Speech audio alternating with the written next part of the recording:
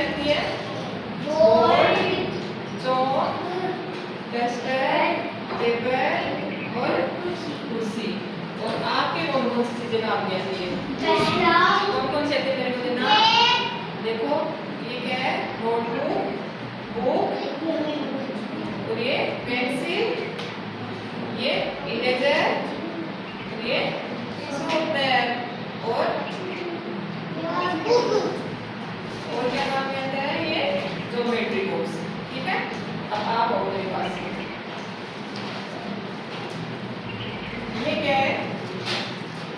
क्या है? इधर खड़े हो, जोर से बोलो, क्या है? Geometry box. ये क्या है? ये क्या है? ये क्या है? ये क्या है? और ये